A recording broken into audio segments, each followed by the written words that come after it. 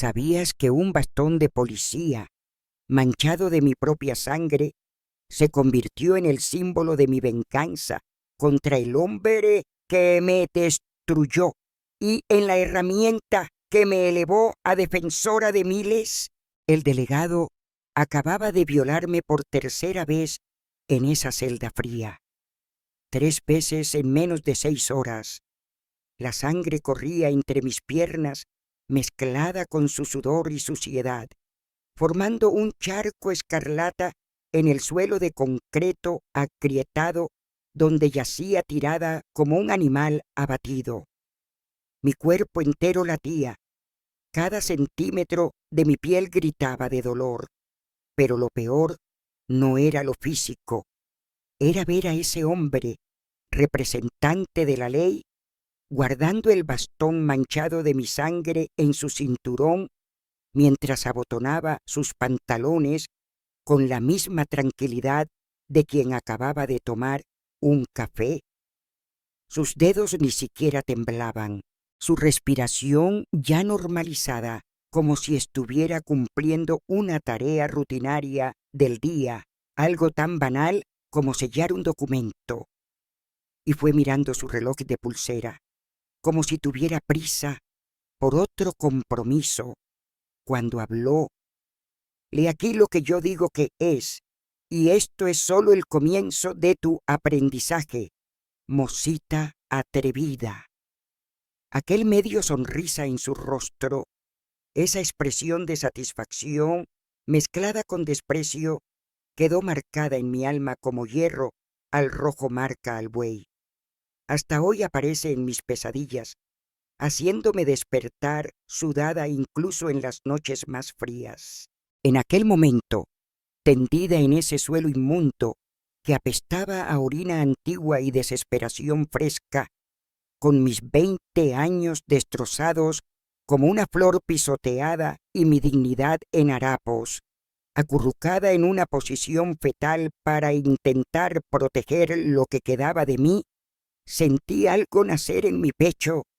No era solo odio, era una certeza fría y calculista, cristalina como hielo, de que tenía solo 2 caminos por delante: entregarme al desespero, dejar que él me acabara por dentro, como ya lo había hecho por fuera, convertirme en otro nombre sin rostro en la lista de mujeres que a nadie importan si viven o mueren, o transformar ese dolor en algo tan poderoso que un día, no importaba cuánto tiempo tardara, haría que ese hombre se arrodillara frente a mí con el mismo miedo en los ojos que yo sentía ahora.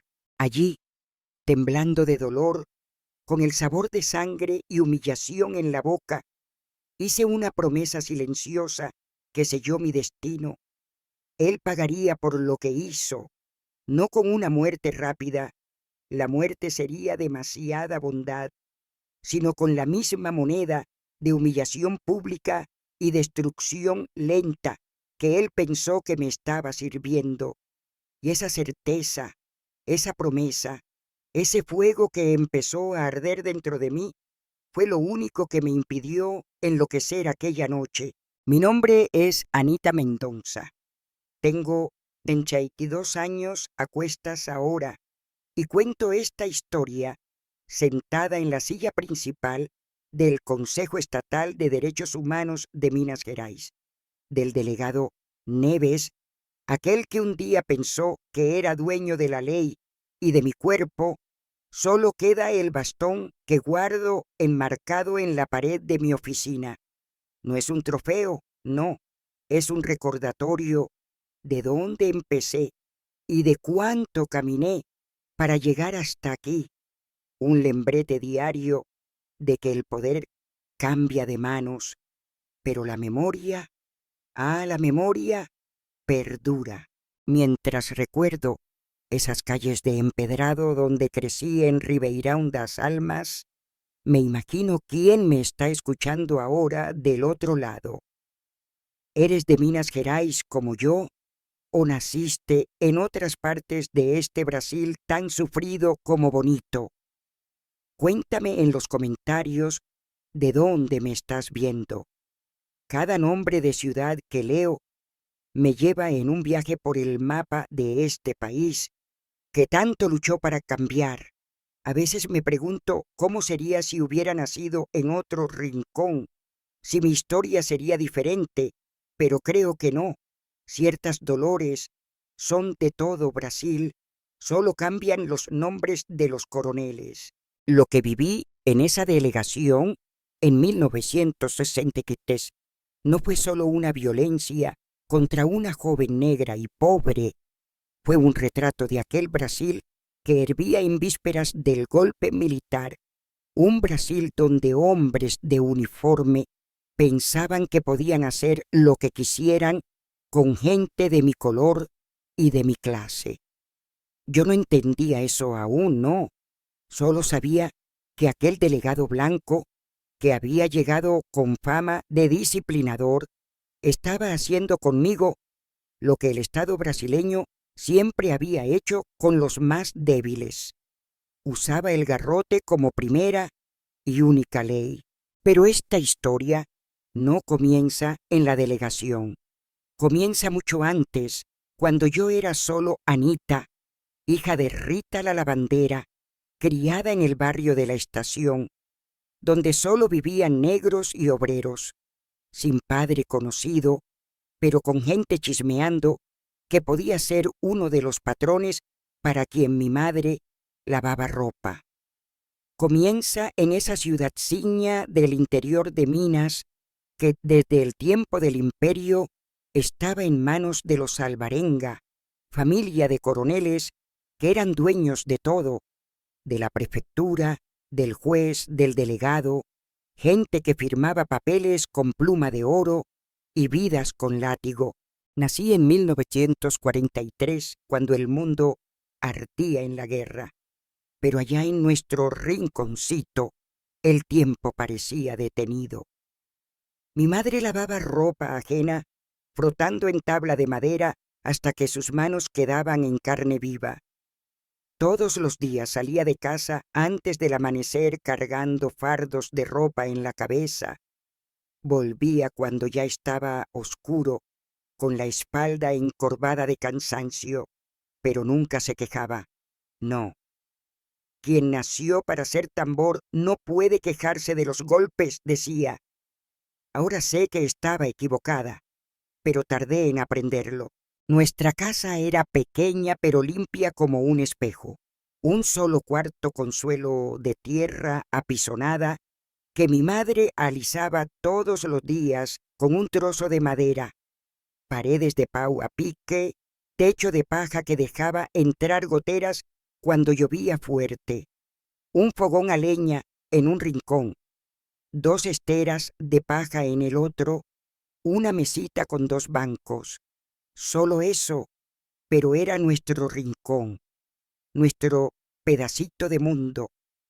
El lujo de la casa era una lámpara de queroseno que mi madre solo encendía en ocasiones especiales para ahorrar. Crecí viendo a mi madre desdoblarse para darme de comer. Había días que era solo angu con quimbombó, otros días frijoles puros, pero nunca faltó. Ella decía siempre, puede faltar todo menos dignidad.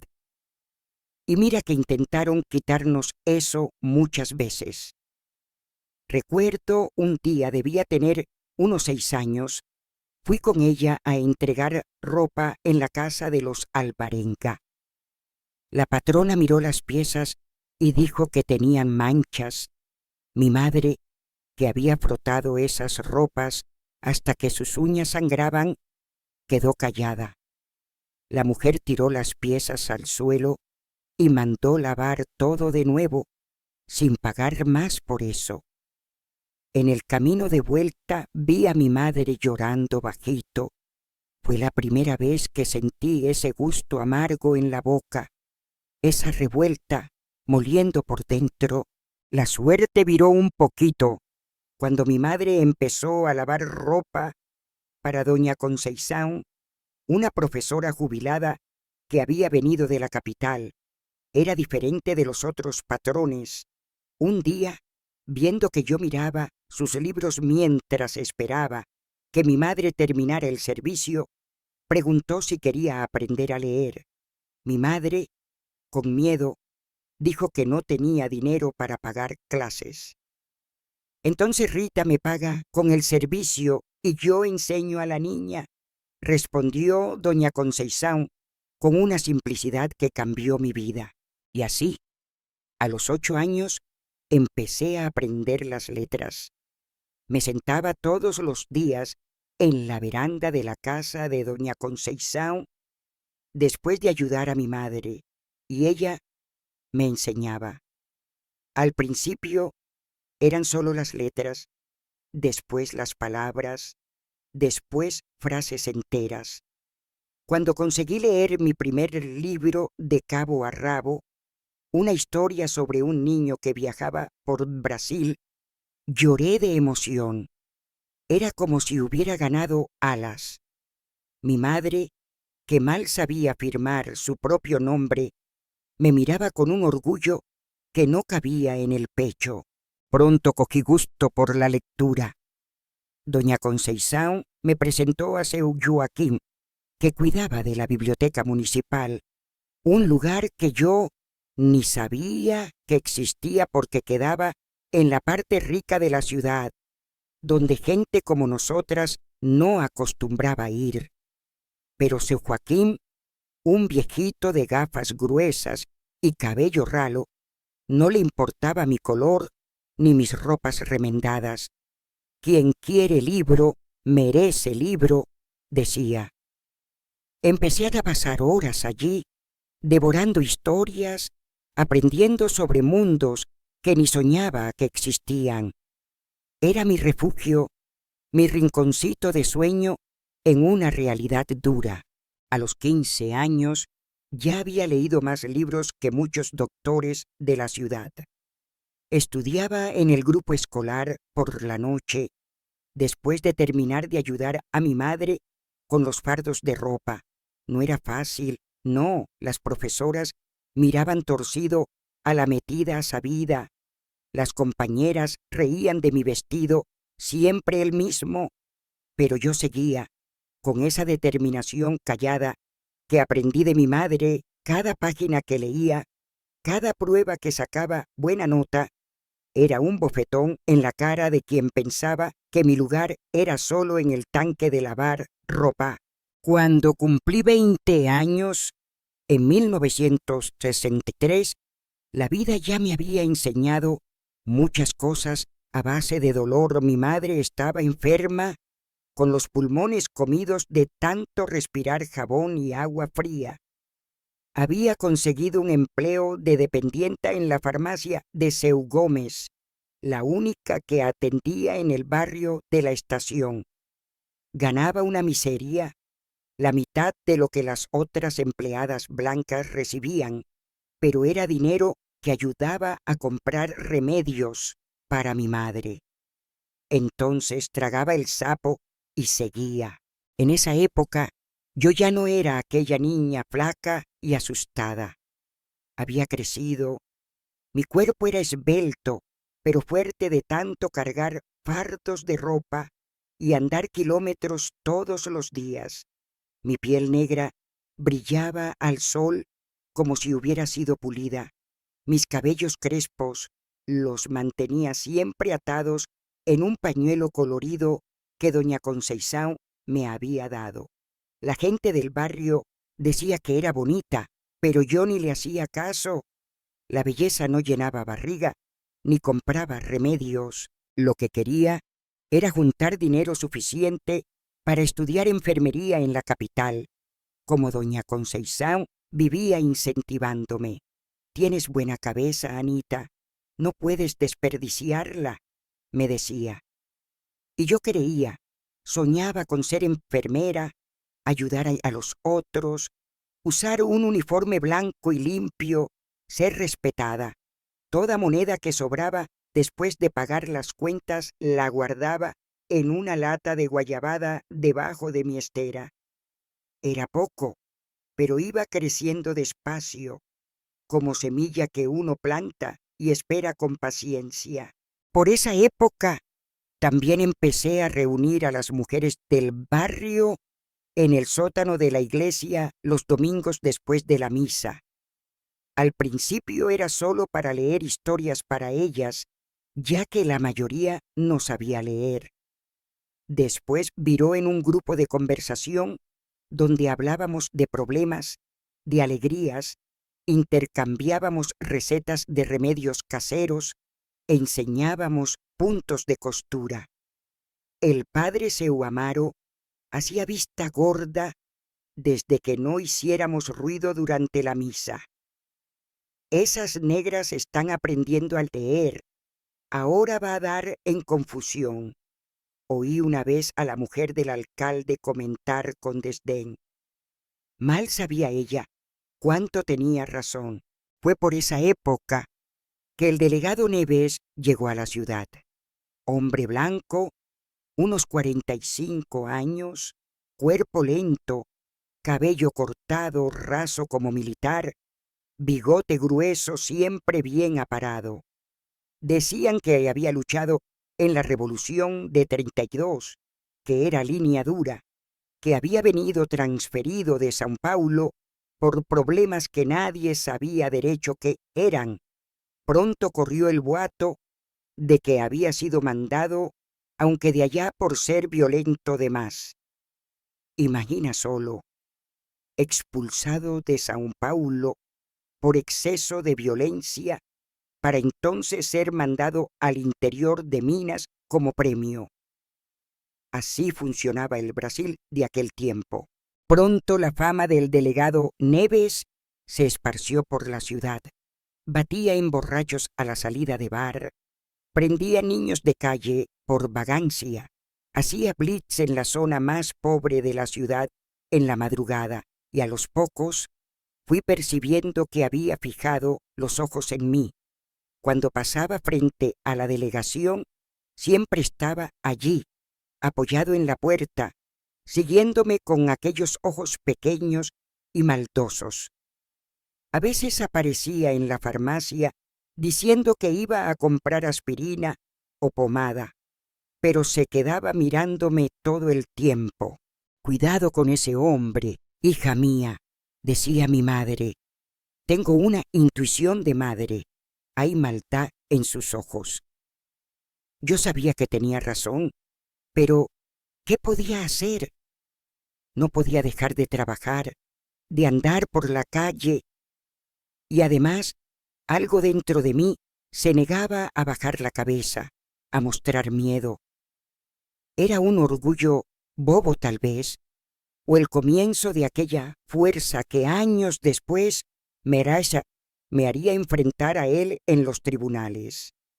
Solo sé que, incluso con miedo, seguía mi camino con la cabeza erguida cuando cruzaba con él.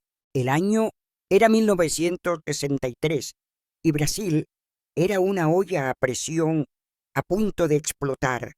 Nosotros ni sabíamos derecho allá en nuestro rinconcito de Minas, pero el país estaba en vísperas del golpe militar. Jango estaba en el poder intentando hacer las reformas de base.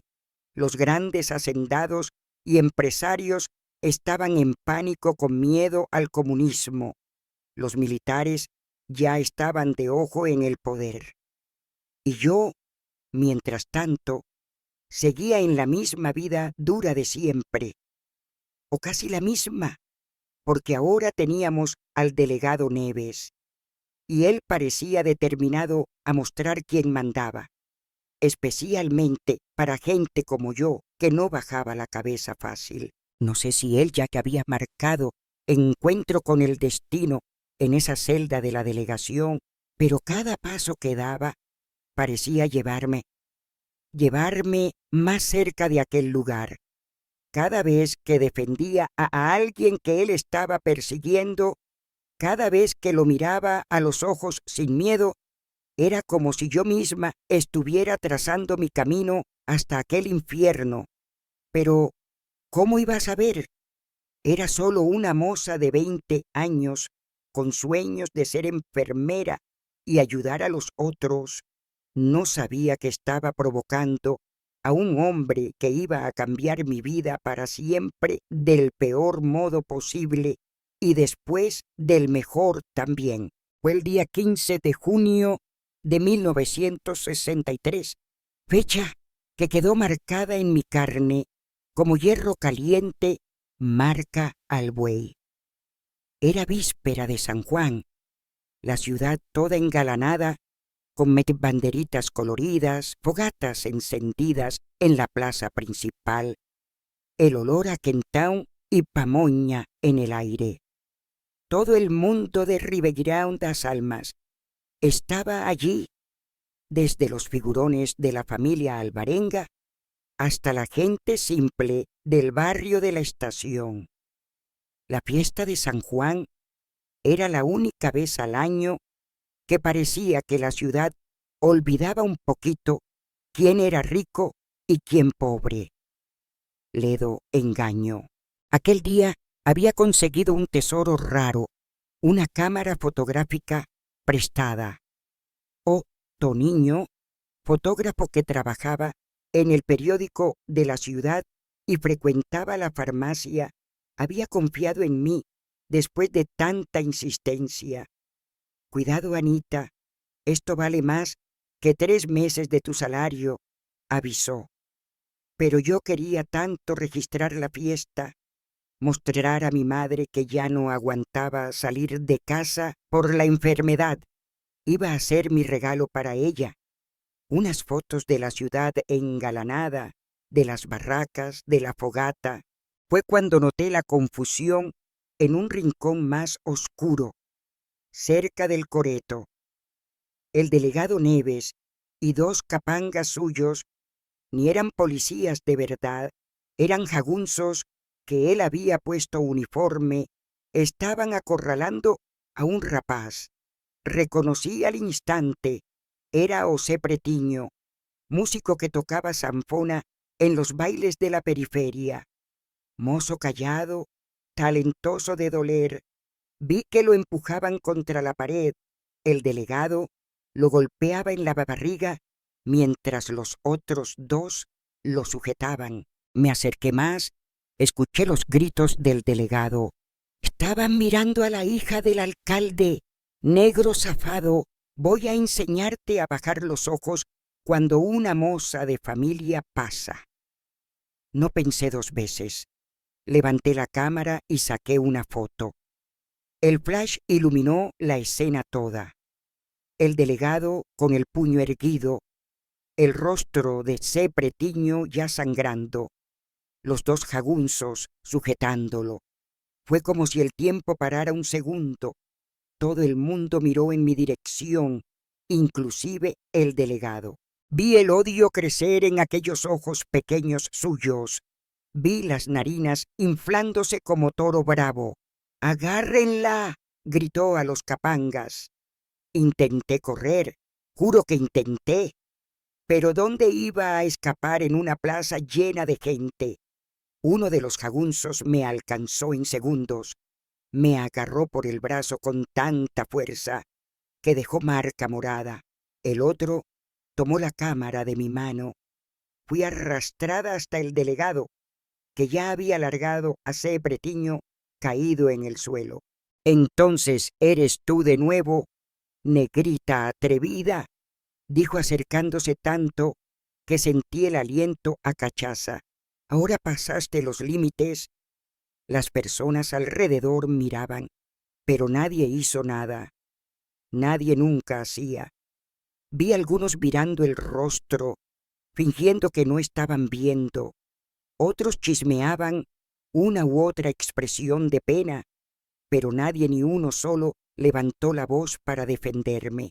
Ni cuando el delegado anunció en voz alta: «Estás presa por desacato a la autoridad, perturbación del orden público y tentativa de subversión». Subversión. Ni sabía de derecho qué era eso. Solo después fui a entender que esa palabra se usaba para justificar todo tipo de abuso en aquellos tiempos que precedieron el golpe militar. Fui arrastrada por la plaza y calle abajo hasta la delegación como un trofeo de caza. El delegado iba adelante, marchando como si hubiera prendido a un bandido peligroso y no a una moza de 20 años con una cámara. Los dos jagunzos me sujetaban por los brazos, levantándome tanto que mal tocaba el suelo con los pies. La vergüenza quemaba mi rostro más que el miedo. ¿Cuántas personas de esa fiesta iban a comentar al día siguiente: bien hecho para esa negrita metida? ¿Quién mandó no saber su lugar? La delegación quedaba a unos 500 metros de la plaza. Un edificio antiguo de piedra con rejas en las ventanas y una puerta pesada de madera oscura. Del lado de fuera parecía hasta imponente, por dentro era el infierno en la tierra. Fui arrastrada por el corredor mal iluminado, pasando por algunas celdas donde bultos se amontonaban en el oscuro, pero no me tiraron allí. El delegado tenía planes especiales para mí. Llévenla a la sala de aprendizaje, ordenó con una sonrisa que me congeló la sangre.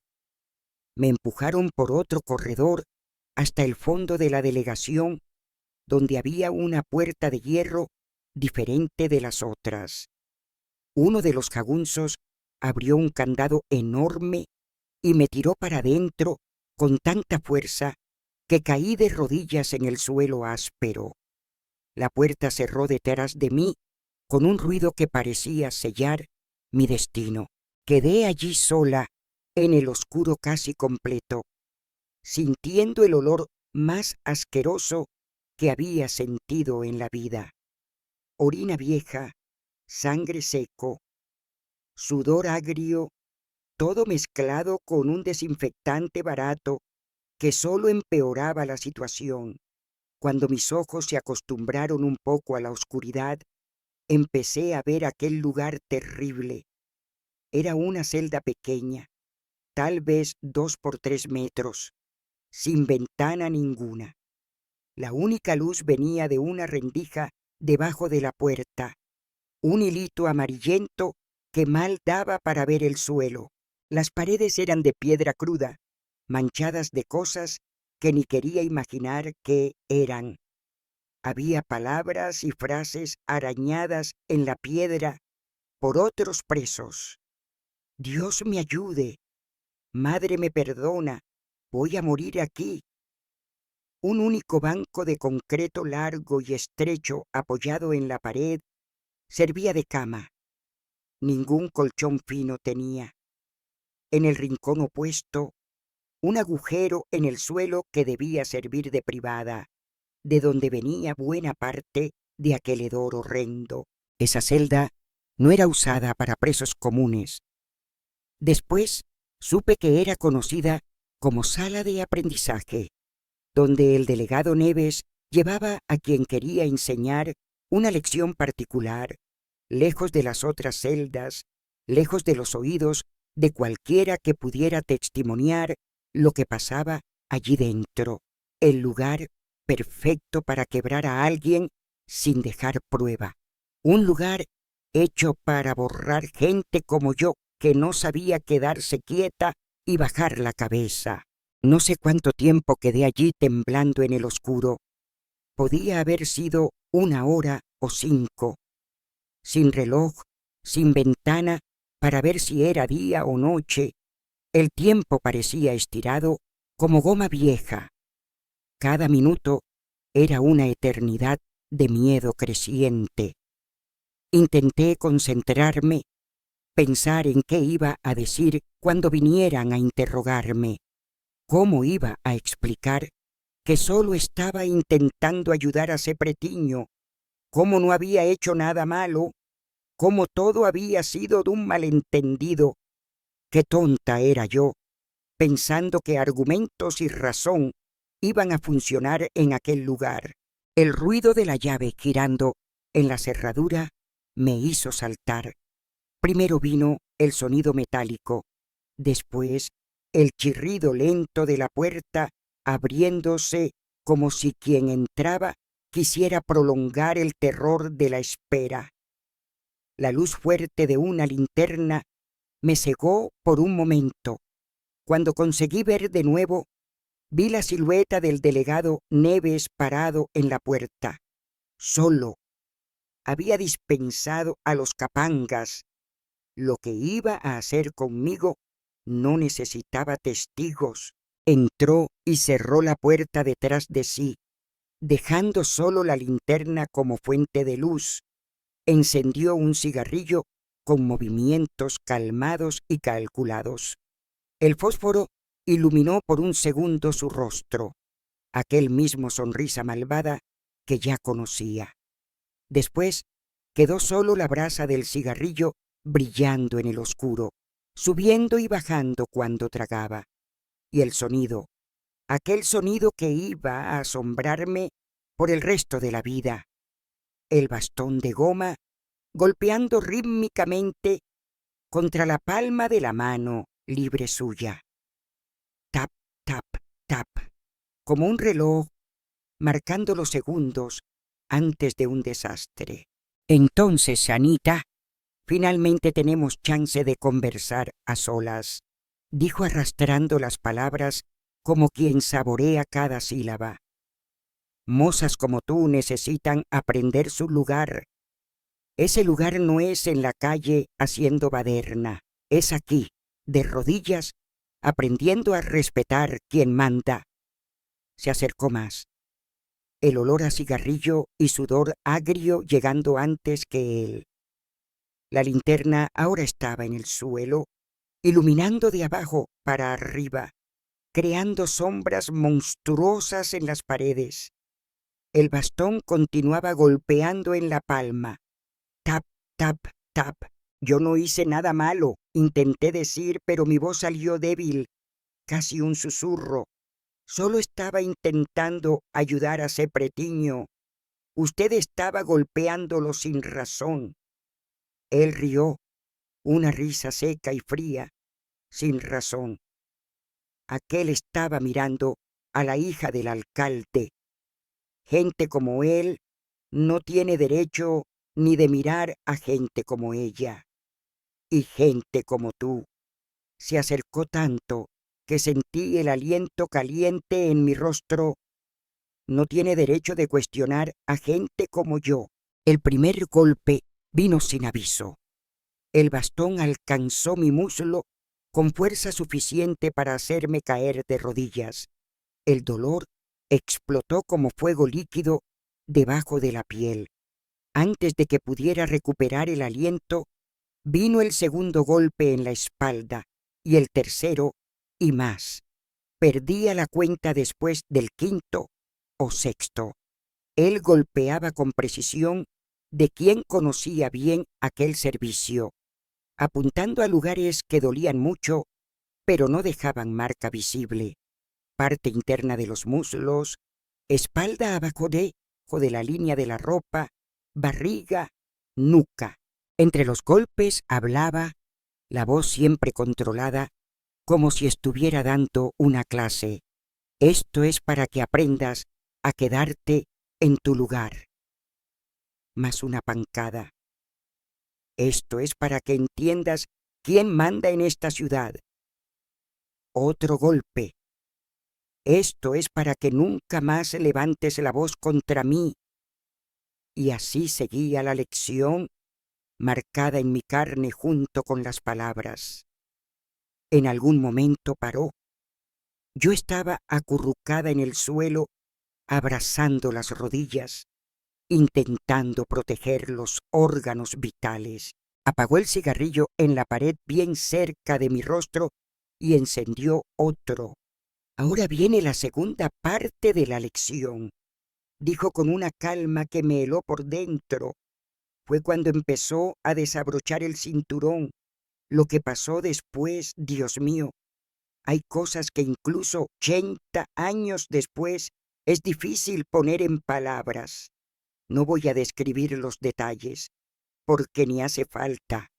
Muchas mujeres que me están escuchando ya sintieron en la piel qué es tener su cuerpo invadido contra su voluntad, tener su dignidad arrancada junto con la ropa, virar objeto en las manos de alguien que se hacha dueño del mundo y de las personas.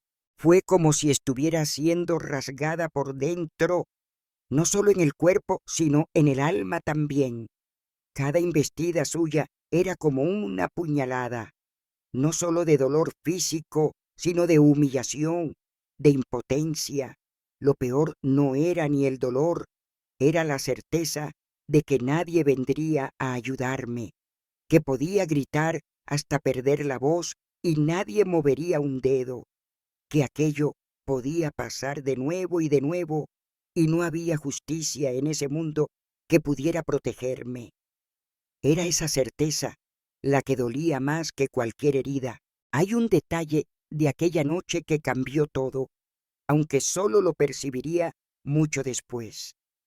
Antes de comenzar a violarme, el delegado sacó el distintivo y la cartera funcional del bolsillo y los colocó con cuidado en el banco de concreto.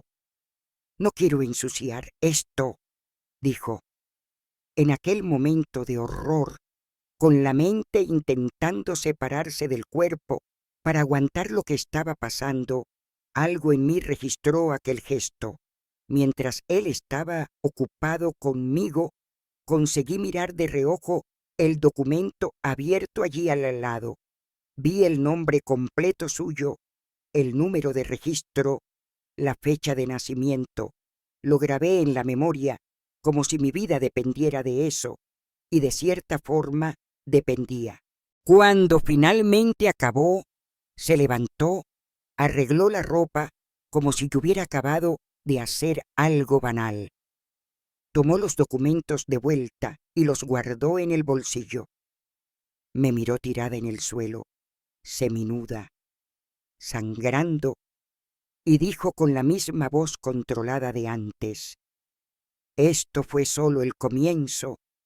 Si abres la boca sobre lo que pasó aquí, hay más de donde vino esto. Y la próxima vez, tal vez tu madrecita enferma reciba mi visita también». La puerta cerró y quedé sola de nuevo en el oscuro. El dolor era tanto en tantos lugares diferentes que parecía que mi cuerpo entero era una herida abierta. La boca tenía gusto de sangre del corte en el labio cuando me dio un bofetón para callar mis gritos. Una costilla, tal vez más de una, estaba trincada, doliendo a cada respiración. Hematomas se formaban por dentro en lugares que nadie nunca iba a ver. Y las náuseas, ondas y más ondas de ansia subiendo por la garganta, haciéndome vomitar bilis en el rincón de la celda hasta no quedar más nada. Pero lo más extraño, lo que hasta hoy me sorprende cuando recuerdo, es que no lloré ni una lágrima. Era como si las lágrimas hubieran secado dentro de mí, dando lugar a otra cosa, una rabia fría, calculista, que crecía lentamente como una semilla plantada en suelo fértil. Esa rabia me mantuvo consciente, me impidió entregarme al desespero total. Mientras acurrucada en aquel suelo inmundo, tomé una decisión. Aquel hombre no iba a quebrarme. Podía herir mi cuerpo, podía humillarme, pero no iba a destruir quién era por dentro.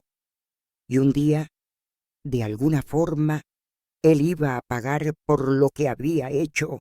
Fui soltada de madrugada, cuando la ciudad toda dormía.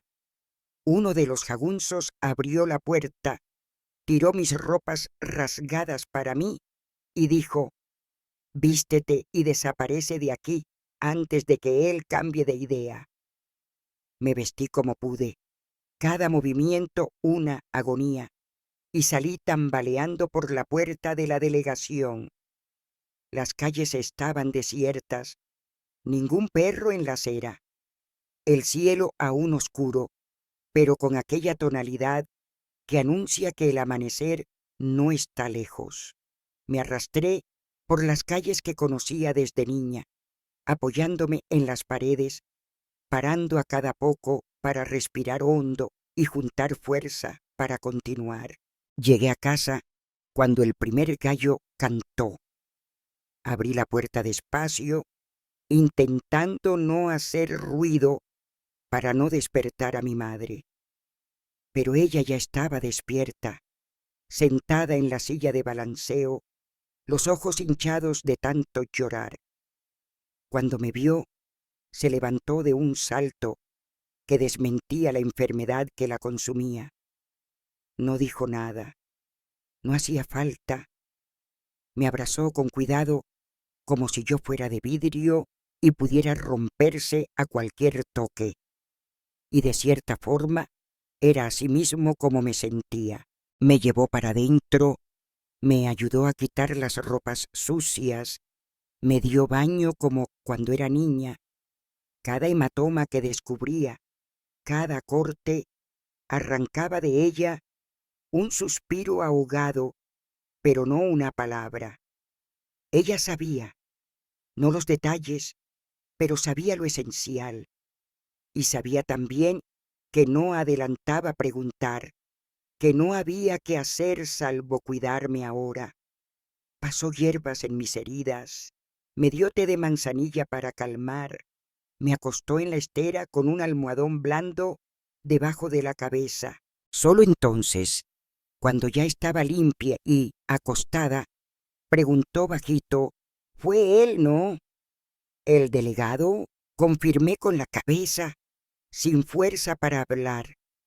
Ella cerró los ojos por un momento, como si rezara o maldijera. Hasta hoy no sé cuál de los dos. Después dijo solo: «Voy a cuidarte, hija mía. Va a pasar». Pero nosotras dos sabíamos que no iba a pasar nunca completamente. Ciertas heridas no cierran, solo forman costra por encima. En los días que siguieron, la noticia corrió bajito por la ciudad.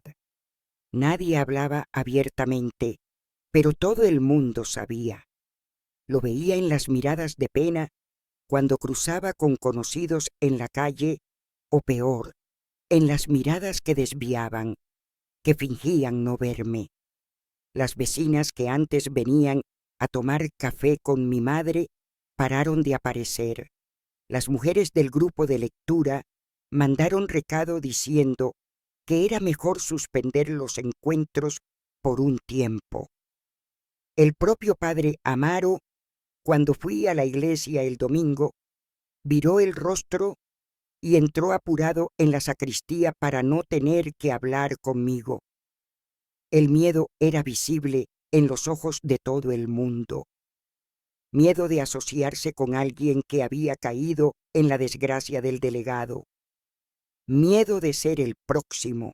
Entonces hacían lo que gente amedrentada siempre hace.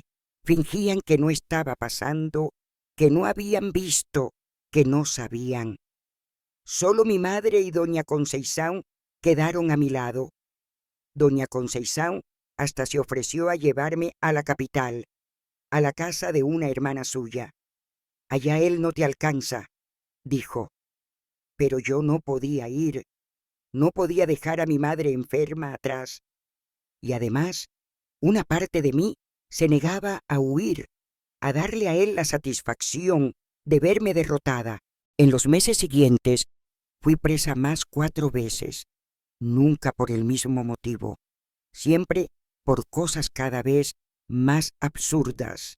Una vez fue por andar en la calle después de las 10 de la noche, cuando volvía de un turno más tarde en la farmacia.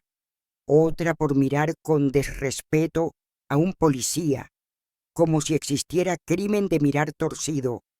Otra aún por distribuir panfletos subversivos, cuando todo que tenía era un libro de poesía que doña Conceição me había prestado. La última fue por incitar desorden, cuando defendí a una niña que estaba siendo maltratada por uno de los jagunzos en la puerta del mercado. En ninguna de esas veces él fue tan lejos como en la primera noche, pero siempre había el bastón, siempre había las palabras crueles, siempre había las manos suyas tocando donde no debían.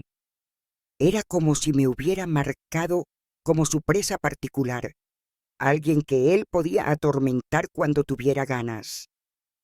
La ciudad asistía en silencio. Nadie hablaba nada, nadie nunca hacía. Contar esta parte de mi historia aún duele, incluso después de tantos años. Sé que muchas que me están escuchando conocen ese dolor. Está en su piel o en la de alguien querido. Si mis palabras tocan tu corazón y crees que historias como la mía necesitan ser traídas a la luz, considera apoyar el canal dando like y comentando abajo qué piensas. Y no olvides compartir esta historia con otras personas. Historias enterradas en silencio necesitan combustible, abrigo y equipo para ser registradas. Ninguna historia merece morir con las personas que la vivieron. Fue en ese momento sombrío que un evento más trágico me dio la fuerza necesaria para cambiar mi destino. Algo que transformó la rabia fría que crecía dentro de mí en una determinación capaz de mover montañas. Algo que me hizo jurar a la memoria de un hombre que ni conocía que el delegado Neves un día pagaría por todo lo que había hecho, no con violencia, el arma de los débiles, sino con fuerza, que él menos esperaba de una mujer como yo, la fuerza de la ley. Fue a comienzos de agosto de 1963 que oí los chismes por primera vez sobre Zulmira. Estaba en la farmacia arreglando los remedios en la estantería cuando dos clientas entraron conversando bajito. ¿Supiste de la niña que apareció muerta en la delegación? La hija de doña Teresa, allá del Beco do Sapo. Ya son 104 mozas que mueren allí en los últimos años, todas con la misma historia de suicidio. Zulmira, yo mal la conocía. Era una mocita flaca, tímida, que a veces pasaba en la farmacia con la madre. Había sido presa 2 días antes por vagancia, el mismo pretexto que el delegado Neves usaba para prender a cualquier persona de piel oscura que no le gustara la cara. Pronto creí, eran 4 mozas, 4 vidas jóvenes, terminadas en la misma celda donde yo casi perdí mi propia dignidad. El velorio sería aquella noche misma en la casa de la familia de ella. Así que salí del trabajo, fui para allá. La casa de la familia de Zulmira era un barraco simple en el Beco do Sapo, parte más pobre del barrio de la estación. Unas 20 personas se apretaban en la sala minúscula donde el ataúd barato estaba apoyado en 2 caballetes. Las velas temblaban, arrojando sombras en las paredes descascaradas. El olor a flor marchita y café fuerte, mezclado con el olor de gente amontonada y el llanto contenido de la madre, un lamento bajo y constante que parecía no tener fin. Me acerqué al ataúd despacio, sintiendo el corazón latir fuerte en la garganta. Cuando vi el cuerpo de Zulmira, tuve que sujetarme en el borde de la madera para no caer. Incluso con el trabajo que habían hecho para arreglarla para el velorio, daba para ver las marcas. El cuello tenía una línea morada que no combinaba con historia de ahorcamiento. Las muñecas mostraban marcas de cuerda o esposas apretadas de maíz. Y había un morado en el rincón de la boca. idéntico al que yo misma había tenido después de aquella noche en la sala de aprendizaje. Mientras miraba aquel rostito joven, pálido y sin vida, algo dentro de mí cambió para siempre. No fue como un rayo que cae de repente, fue como una puerta que se abre lentamente y revela un camino que siempre estuvo allí esperando. Frente al cuerpo de esa niña, juré en silencio que aprendería a usar la ley como él usaba el bastón, que un día, no importaba cuánto tiempo tardara, haría al delegado Neves pagar por lo que había hecho conmigo, con Zulmira y sabe Dios con cuántas más. Al día siguiente, golpeé en la puerta de doña Conceizán, así que el sol nació. Ella abrió aún de camisola, los cabellos grises desordenados, las gafas torcidas en la nariz. «Anita, ¿qué pasó, niña?». Hablé todo de una vez, las palabras saliendo atropelladas, sobre Zulmira, sobre las marcas en el cuerpo de ella, sobre mi decisión. «Quiero estudiar Derecho, doña Conceizán. Quiero ser abogada. Quiero usar la ley contra gente como el delegado Neves». Achaba que ella iba a reír de mí, decir que era locura, que moza como yo no podía soñar tan alto. Pero doña Conceizán solo me miró por un momento, ajustó las gafas y dijo: «Entra y toma un café conmigo. Vamos a conversar sobre esto derecho». Ella me oyó con atención, sin interrumpir. Cuando terminé, se levantó, fue hasta la estantería y volvió con un libro grueso encuadernado en cuero. «Código Civil Brasileño», decía en la tapa. «Este es el primero de muchos que vas a necesitar conocer», habló colocando el libro pesado en mis manos. Fue así que doña Conceizán se convirtió en mi primera aliada en esa jornada que parecía imposible. Ella había jubilado como profesora, pero ahora trabajaba medio período en la biblioteca municipal. «Puedo darte acceso después del horario de cierre», explicó. «Tengo la llave, puedes estudiar allí sin nadie te moleste». Y así comenzamos, 3 veces por semana. Después que la biblioteca cerraba a las 6 de la tarde, entraba por la puerta de los fondos. Doña Conceizán encendía solo la luz de la sala de estudios para que los vecinos no notaran movimiento, y yo quedaba allí hasta las 10, 11 de la noche, devorando libros. Al principio ni sabía por dónde empezar. Había tanto para aprender, tanto vocabulario que no entendía, tantos conceptos complejos. Doña Conceizán también prestaba libros por plazos bien más largos que los permitidos, especialmente los de derecho, que nadie más en la ciudad pequeña acostumbraba a tomar. Pronto surgió el primer obstáculo real. Para hacer facultad de Derecho, necesitaba tener diploma del primario y del secundario completo. Había dejado la escuela en medio del gimnasio para trabajar y ayudar a mi madre. «Hay los exámenes supletivos», explicó doña Conceizán. «Estudias por cuenta propia y haces las pruebas. Si pasas, recibes el diploma». Parecía la única salida.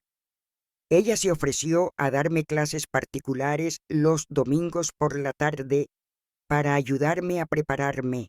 Fue en esa época que conocí a mi segundo aliado inesperado, doctor Martins, un abogado anciano ya jubilado que venía regularmente a la farmacia a buscar remedio para la presión alta. Un día me vio leyendo el Código Civil durante mi intervalo de almuerzo. Paró, ajustó las gafas de lente gruesa y preguntó con genuino interés: «¿La señorita está estudiando Derecho?». Quedé sin gracia, pensando que él iba a reprenderme o reír de mí. Estoy intentando aprender un poco, doctor, respondí. Él sonrió, una sonrisa gentil que iluminó el rostro arrugado. Interesante, muy interesante. ¿Y por qué ese interés? Hesité, pero algo me dijo que podía confiar en él.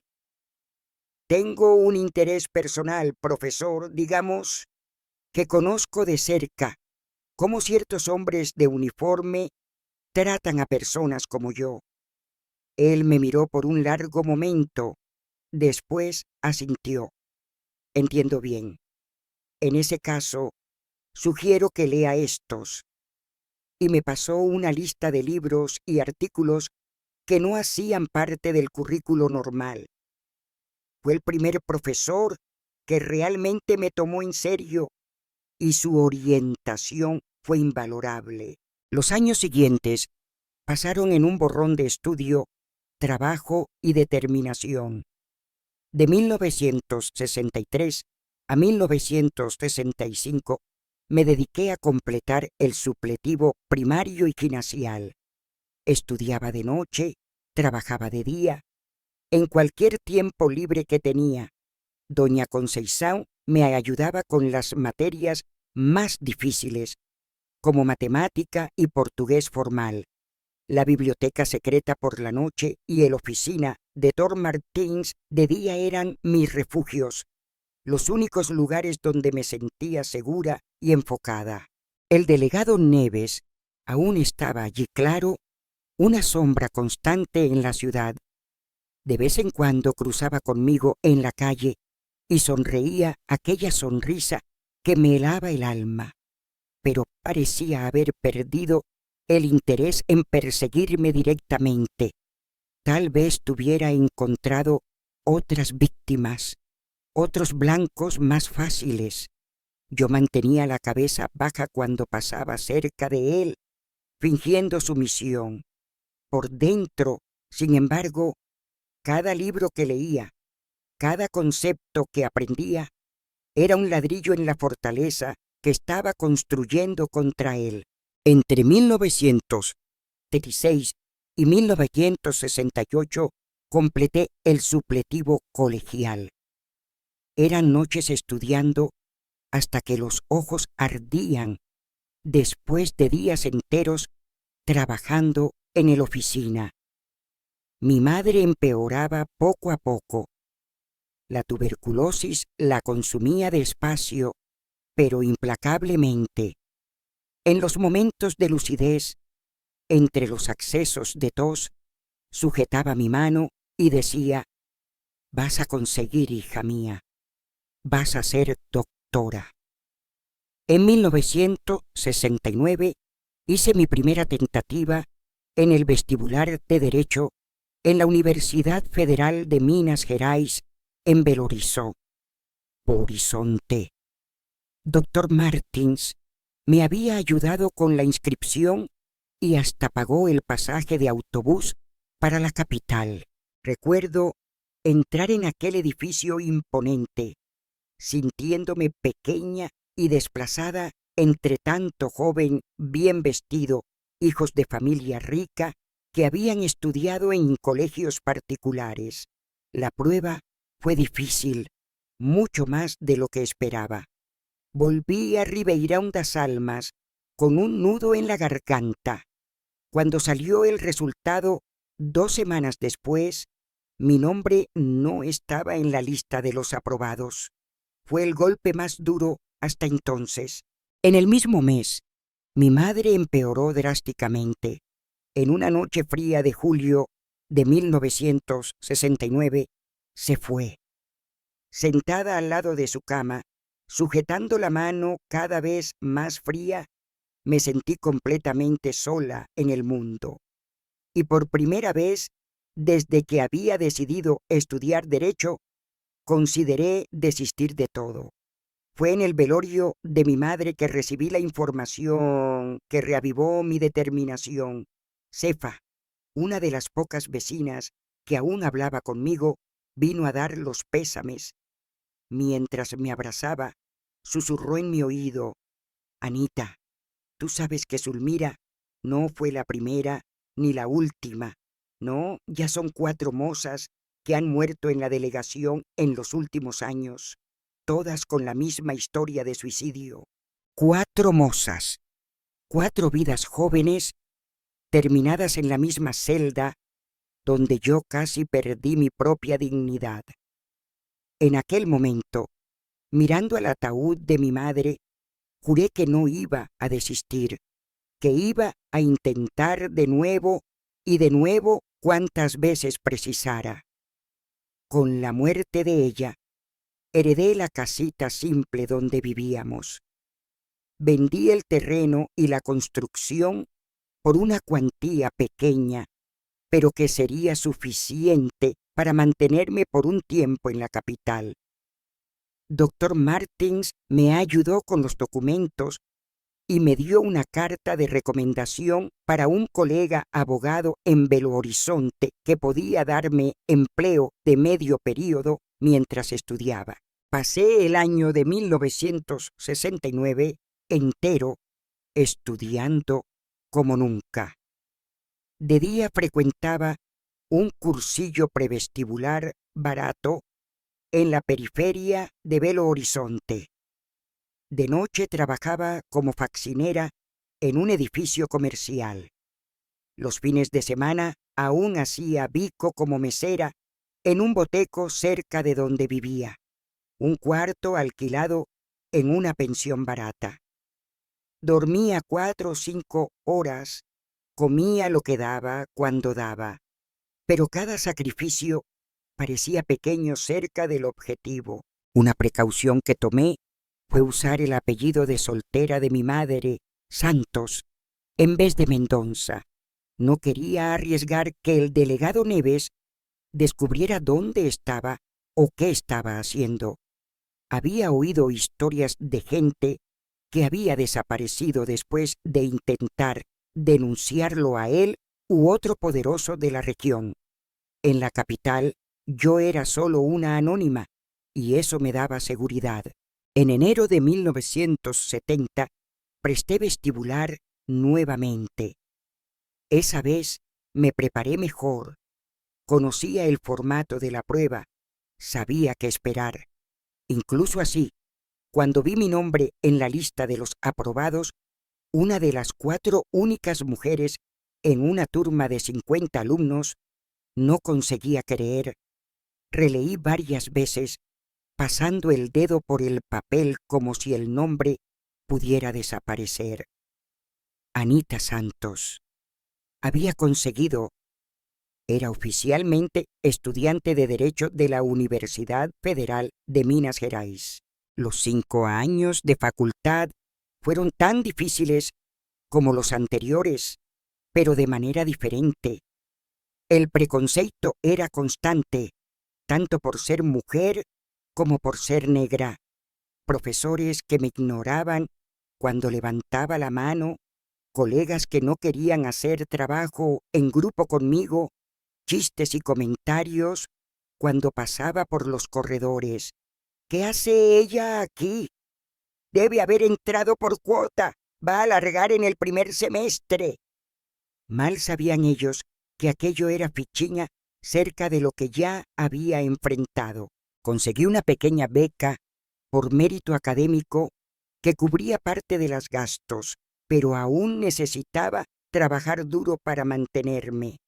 Continué como faxinera de mañana temprano antes de las clases, como secretaria en la oficina del amigo Dr. Martins por la tarde y como mesera los fines de semana.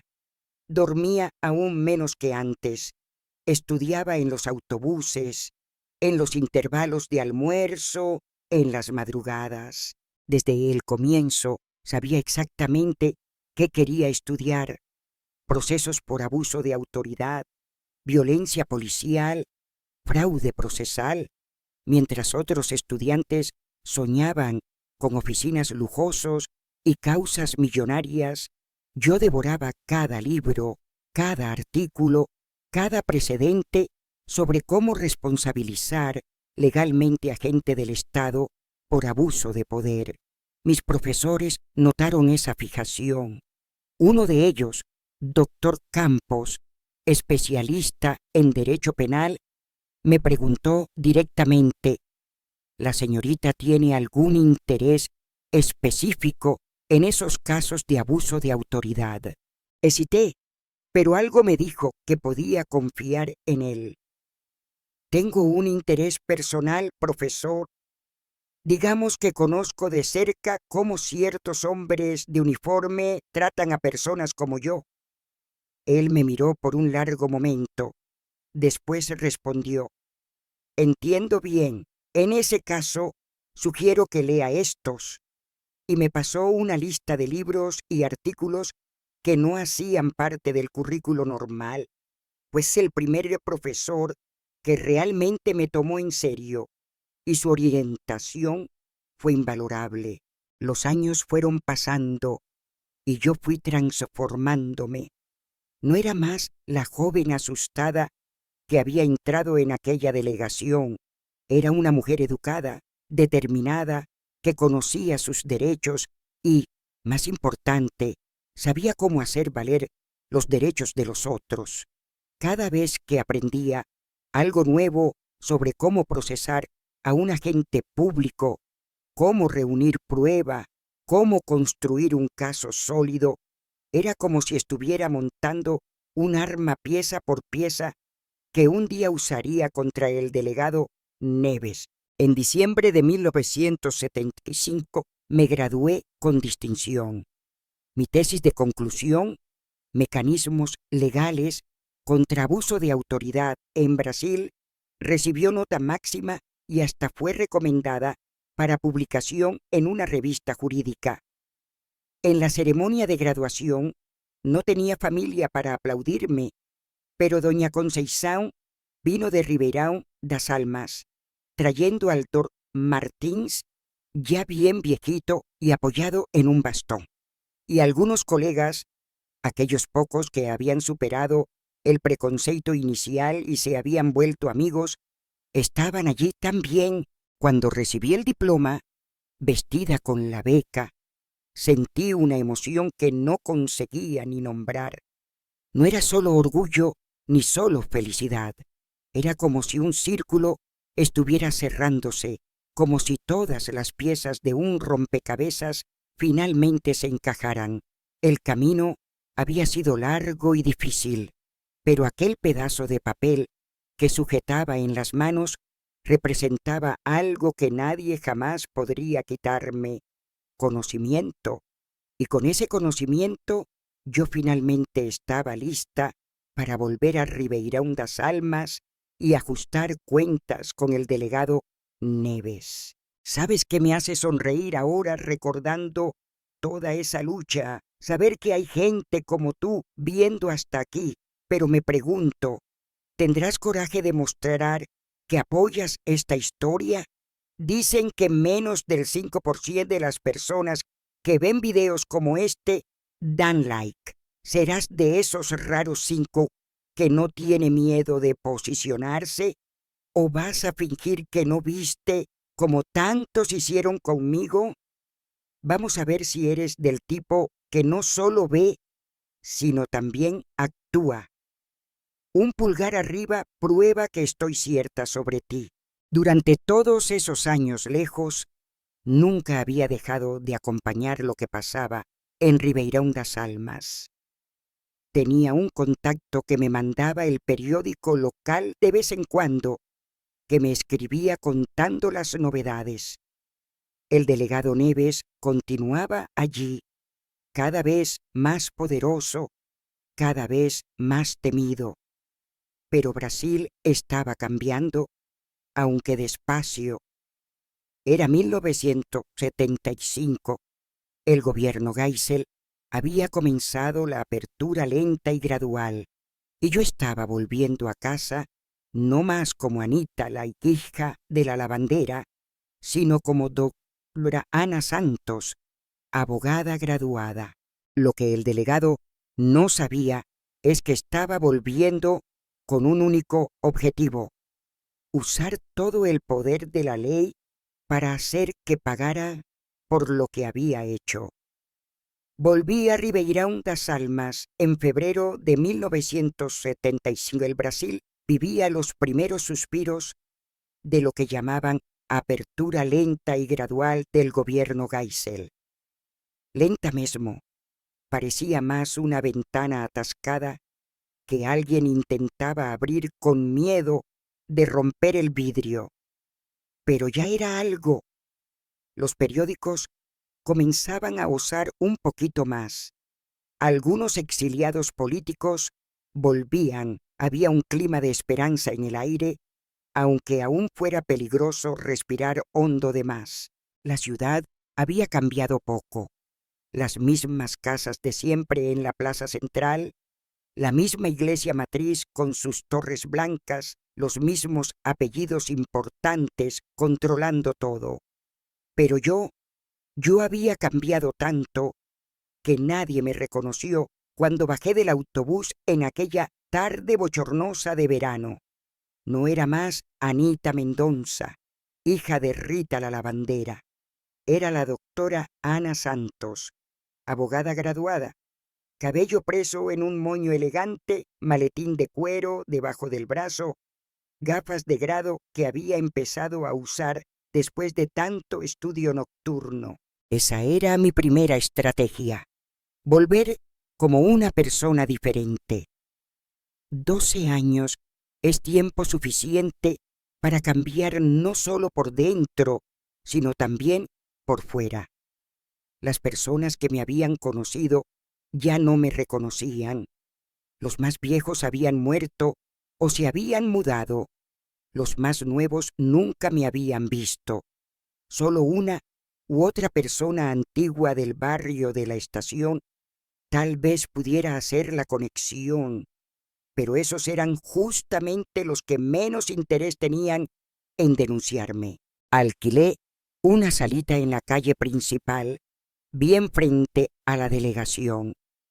Sí, bien de frente al lugar donde casi perdí mi humanidad. Todos los días, cuando abría la ventana de mi pequeña oficina, la primera cosa que veía era aquel edificio de piedra gris.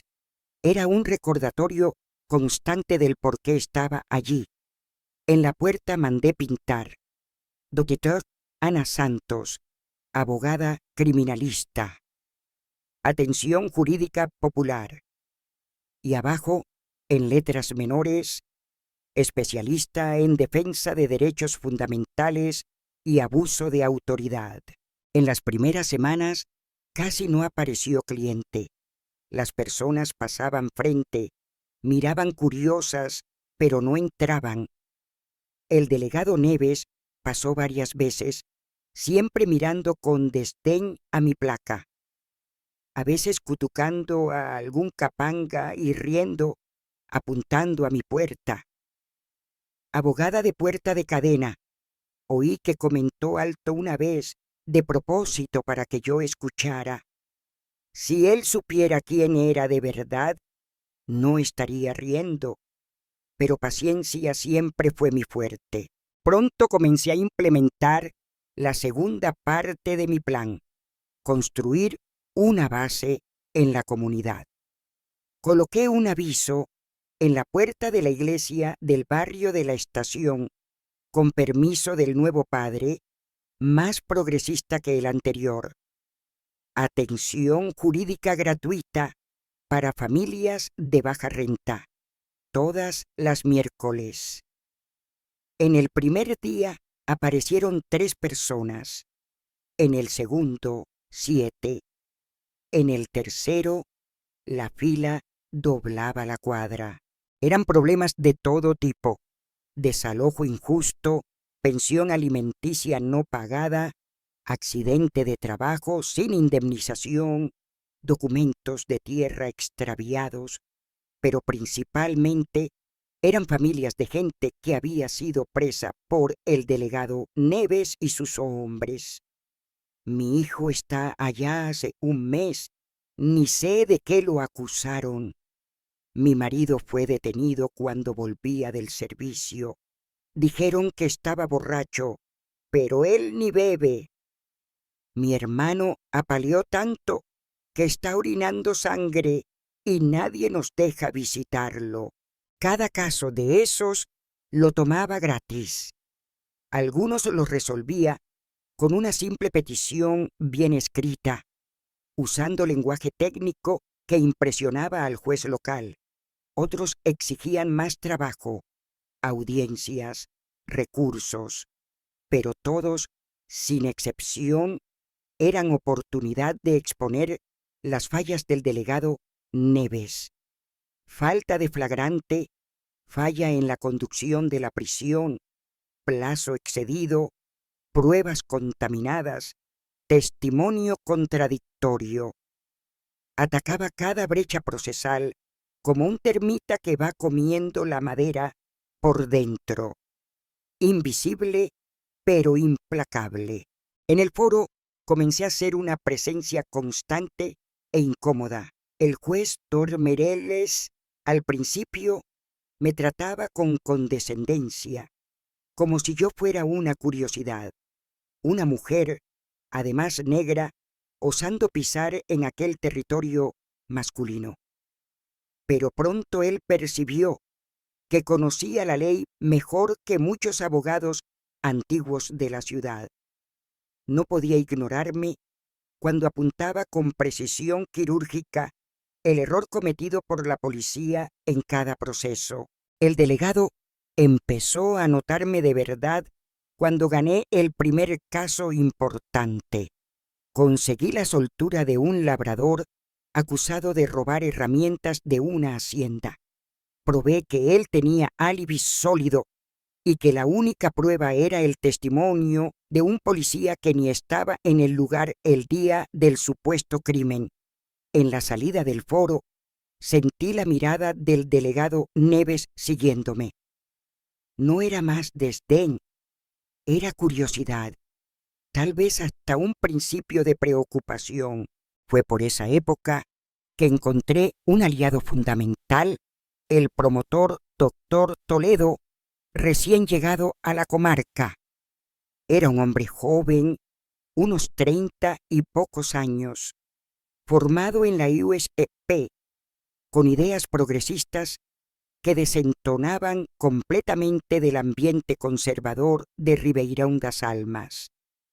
Nos encontramos por primera vez en una audiencia donde yo defendía a una mujer acusada de desacato. Había discutido con un policía que estaba acosando a su hija adolescente. Después de la audiencia, doctor Toledo me buscó en el pasillo. Dolgana, me gustó mucho su línea de argumentación. La señora es nueva en la ciudad. Conversamos un poco y percibí que tenía genuina preocupación por la justicia, no solo por la punición. Comenzamos a intercambiar ideas, información, a discutir casos.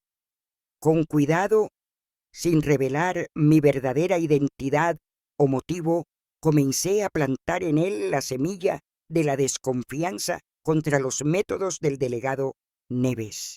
El señor ya notó cómo todos los autos de prisión en flagrante firmados por el delegado tienen el mismo patrón de testimonio, casi palabra por palabra. Curioso cómo tantos presos intentan fugir y terminan heridos, ¿no? El señor hacha normal que una ciudad pequeña como la nuestra tenga tasa de suicidio en custodia 3 veces mayor que la media nacional. Mientras construía esa alianza estratégica con el promotor, trabajaba en otra frente: documentación meticulosa. Creé un archivo detallado de cada caso de abuso policial en la región. No solo los que yo misma defendía, sino también casos antiguos que pesquisaba discretamente en los archivos del foro o que oía de moradores más viejos. Cada testimonio era registrado, cada foto de herida guardada, cada laudo médico anexado. Pedía que las familias sacaran foto de machucados así que consiguieran visitar a los presos. Conversé con el médico del puesto de salud que muchas veces atendía a las víctimas después de la soltura, y él, horrorizado con algunos casos, acordó en fornecer copias de los laudos, claro, protegiendo la identidad de los pacientes. Poco a poco, ese archivo fue creciendo en una gaveta trancada de mi mesa. Era dinamita pura, evidencia de años de abuso sistemático, pero aún no era hora de usarlo. Necesitaba más credibilidad, más apoyo institucional, un caso grande suficiente para abrir la puerta. Ese caso vino en 1977, cuando conseguí mi primera gran victoria pública: la liberación de 5 jóvenes negros, todos entre 17 y 21 años, presos en una batida policial durante un samba en el barrio de la Estación. La acusación era la vieja y conocida vagancia, aquel crimen paraguas que servía para prender a cualquier persona, negra o pobre, que el delegado quisiera, cuando todo que tenía era un libro de poesía que doña Conceizán me había prestado. La última fue por incitar desorden, cuando defendí a una niña que estaba siendo maltratada por uno de los jagunzos en la puerta del mercado. En la audiencia desmantelé la acusación, mostrando contradicciones groseras en los testimonios de los policías. Uno decía que los jóvenes estaban bebiendo en vía pública, otro que estaban vendiendo droga, otro aún que estaban acosando mozas que pasaban. Más grave, las horas registradas en los testimonios eran imposibles. Según los propios policías, estarían en 2 lugares al mismo tiempo. Y el golpe final: presenté el recibo de alquiler del espacio donde el samba pasaba, con autorización de la prefectura, probando que era un evento legítimo y autorizado. El juez no tuvo elección, sino absolver a los 5. La noticia corrió por la ciudad. La abogada negra derrotó al delegado Neves. Fue la primera vez que él perdió públicamente, y eso arañó su prestigio de hombre todopoderoso. En la salida del foro, él pasó por mí y susurró: «No sabes dónde te estás metiendo, abogadita. Cuidado para no acabar necesitando un abogado también».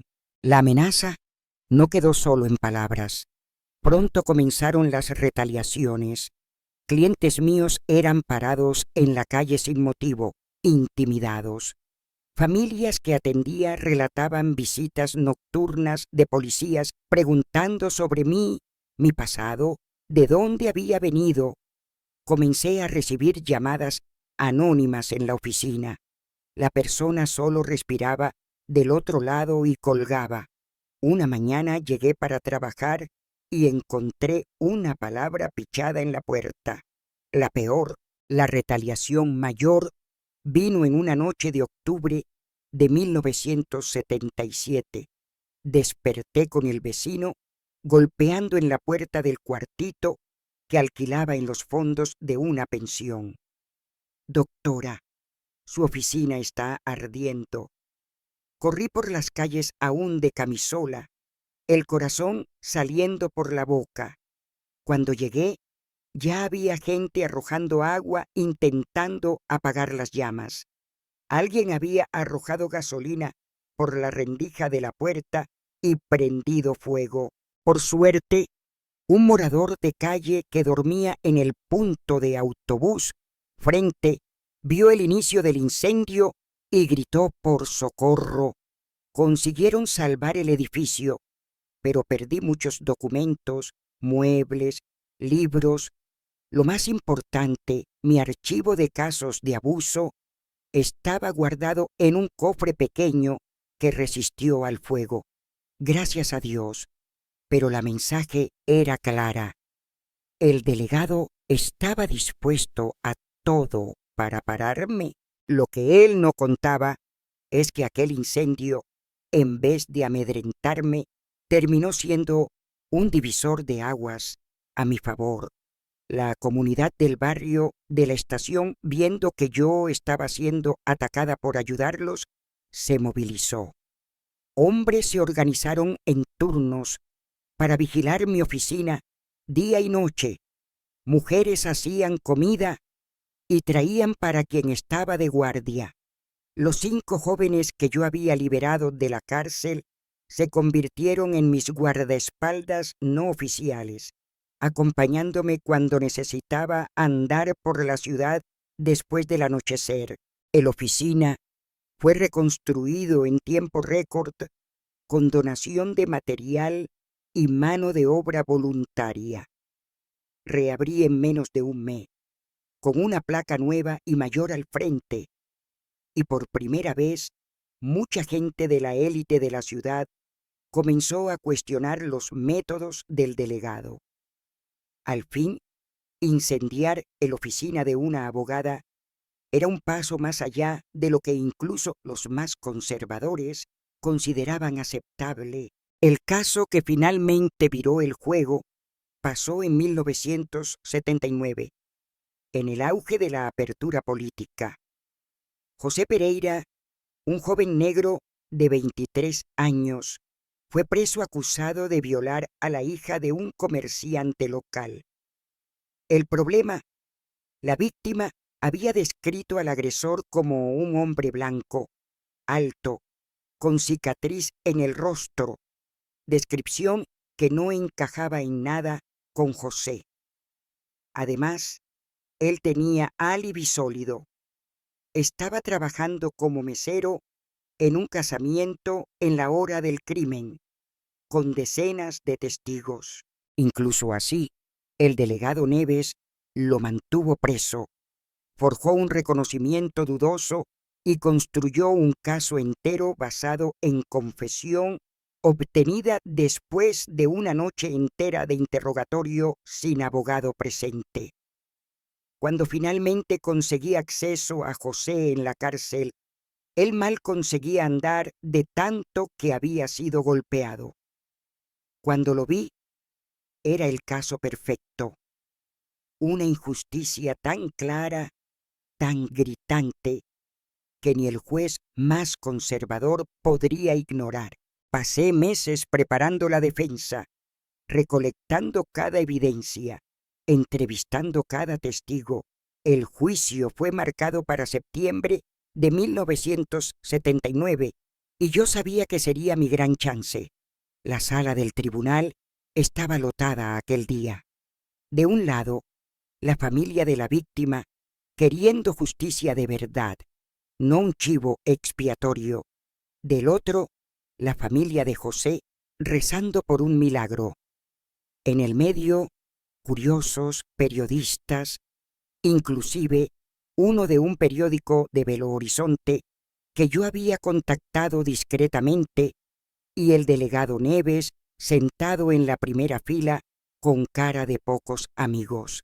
Hice la defensa más meticulosa de mi carrera. Demostré que el álibi de José era incontestable. Traje a la propia víctima, que declaró que nunca había reconocido a José como su agresor. Mostré las inconsistencias en el boletín de ocurrencia, las contradicciones en los testimonios de los policías, las marcas de tortura en el cuerpo de mi cliente. Al final, no pedí apenas la absolución. Fui más allá.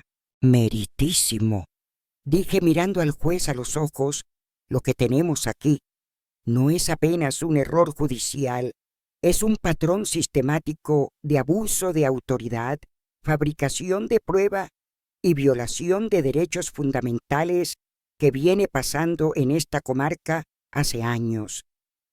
Y entonces, en el momento más dramático del juicio, abrí mi maletín y saqué el dossier que había compilado durante años. Presento a la Corte documentación detallada de 27 casos de fraude procesal cometida bajo la supervisión del delegado Neves. Están todos aquí. Testimonios forjados, tortura para obtener confesión, manipulación de prueba, persecución a testigos. El bullicio en la sala fue tan alto que el juez tuvo que golpear el martillo varias veces pidiendo silencio. El delegado Neves se levantó furioso, gritando que yo lo estaba calumniando, que iba a procesarme, pero yo continué impasible. Y más, meritísimo, con la reciente ley de amnistía aprobada en agosto de este año, tenemos ahora la base legal para solicitar la revisión de todos esos casos. La amnistía no se aplica apenas a presos políticos, pero abre precedente para revisión de procesos donde hubo claro abuso de poder estatal. Era un argumento jurídico osado, creativo, usando la propia ley recién aprobada por la dictadura de forma que sus creadores no habían previsto. El promotor Toledo, que ya estaba convencido de la inocencia de José, se levantó y, para sorpresa general, declaró: el Ministerio Público apoya el pedido de la defensa y solicita investigación inmediata de esas alegaciones extremadamente graves. El juez, visiblemente impactado por la cantidad y calidad de la documentación que presenté, no solo absolvió a José Pereira, sino también ordenó que copia de todo el material fuera enviada a la Corregedoría de la Policía Civil para investigación. Fue en ese momento, en el auge de mi victoria profesional, que decidí revelar mi verdadera identidad. Me viré para el delegado Neves, que me miraba con odio desde la primera fila, y dije en voz alta y clara: el señor no me reconoce, delegado. Soy Anita Mendonza, hija de Rita la lavandera del barrio de la Estación, la misma que el señor prendió y violó en la sala de aprendizaje en junio de 1963, la misma que juró que un día lo haría pagar por sus crímenes. Ese día llegó. El choque fue completo. Él palideció como si hubiera visto un fantasma. Intentó decir algo, pero las palabras no salían.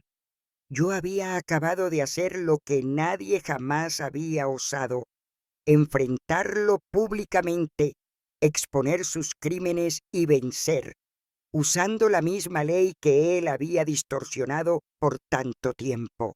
Las consecuencias fueron más allá de lo que podría imaginar.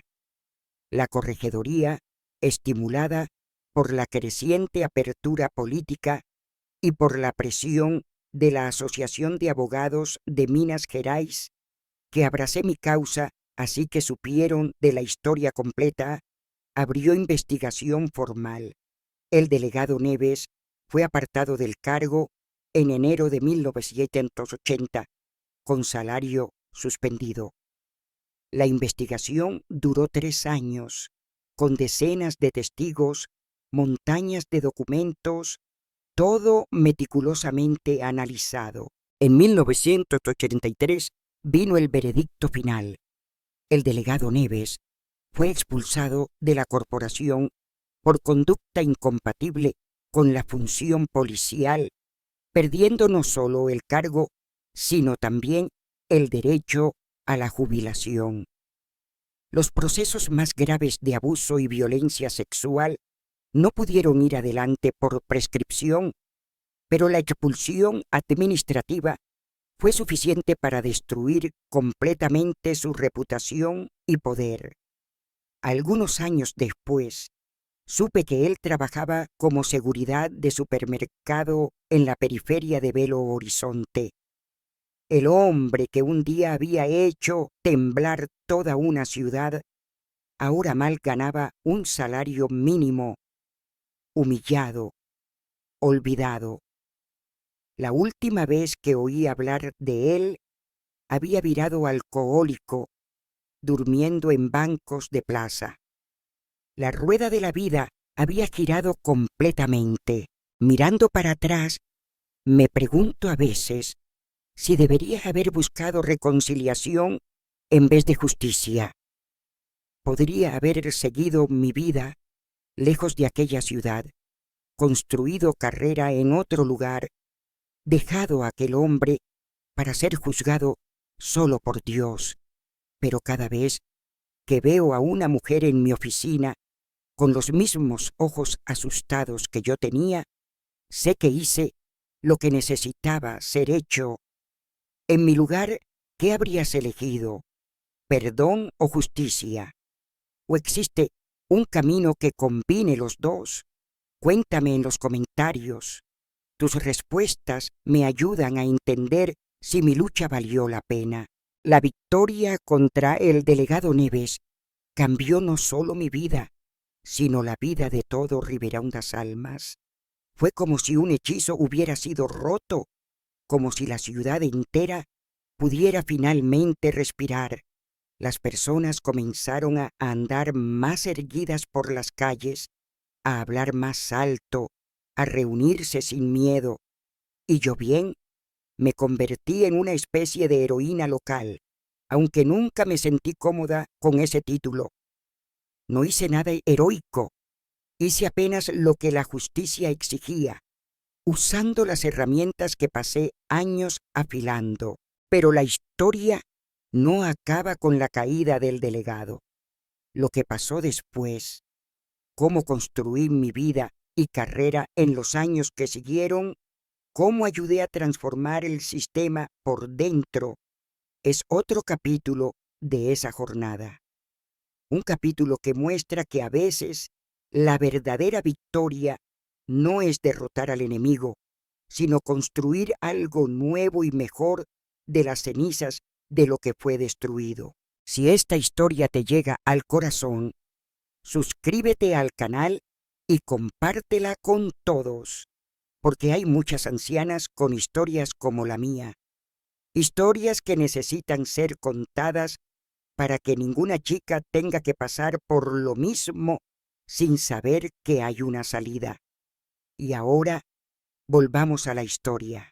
Hoy, en 2025, a mis 82 años, aún mantengo el mismo oficina en Ribeirão das Almas. Claro, no es más aquella salita acañada frente a la delegación.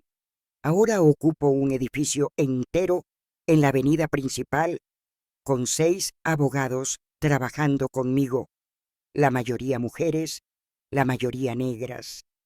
Las paredes están forradas de fotos históricas, certificados, diplomas, reportajes enmarcados. Son los registros de una vida dedicada a la lucha por justicia. Cuando miro por la ventana de mi oficina, veo una ciudad transformada. La delegación vieja viró un centro cultural con espacio dedicado a la memoria de las víctimas de violencia policial en la época de la dictadura. Los alvarenga aún tienen dinero y tierras, pero ya no controlan todo como antes. El poder se diluyó, se democratizó, aunque no completamente.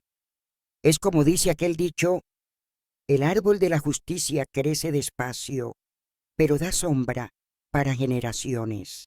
55 años de abogacía me trajeron más victorias que derrotas, más alegría que tristeza.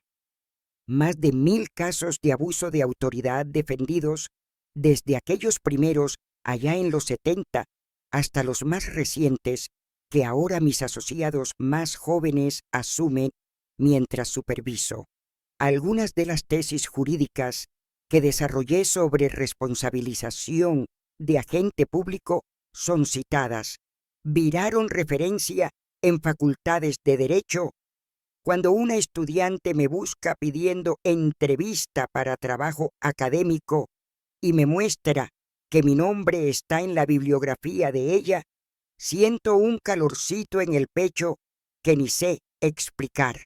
Mi carrera evolucionó de forma que la joven Anita, tendida en aquel suelo frío de la celda, jamás podría imaginar. De abogada de una ciudadcina del interior, a miembro del Consejo Estatal de Derechos Humanos de Minas Gerais, cargo que ocupo hasta hoy. En los 90 comencé a dar clases de ética jurídica en la Facultad de Derecho que abrió aquí en la región. Ver los ojos de los alumnos brillando cuando cuento casos reales, cuando muestro cómo la ley puede ser herramienta de transformación y no solo de opresión, me da la certeza de que valió la pena cada noche sin dormir, cada libro decorado, cada batalla enfrentada. El reconocimiento formal vino a los pocos.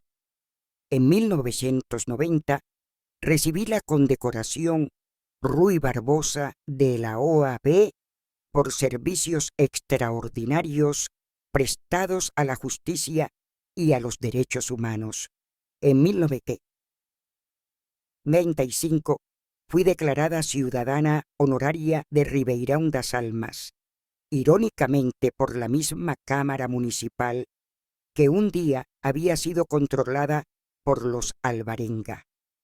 Después vinieron los títulos de ciudadana honoraria de Belo Horizonte y de Brasilia, esta última cuando ayudé a elaborar parte de la legislación federal sobre abordaje policial en los 2000. Pero ninguna honraria oficial vale tanto como el reconocimiento silencioso que recibo en las calles, los acenos de cabeza de los más viejos que recuerdan lo que pasó, la sonrisa de los niños que crecieron oyendo mi historia como ejemplo, los muchas gracias, susurrados por gente que nunca defendí directamente, pero que se benefició del cambio que ayudé a traer. Eso no tiene precio ni medalla que pague. Las transformaciones no fueron solo externas. En mi carrera, en la ciudad, en la sociedad, fueron internas también. El trauma de aquella noche en la delegación me acompañó por décadas. Tenía pesadillas frecuentes, sobresaltos cuando veía uniforme policial, dificultad en relaciones íntimas.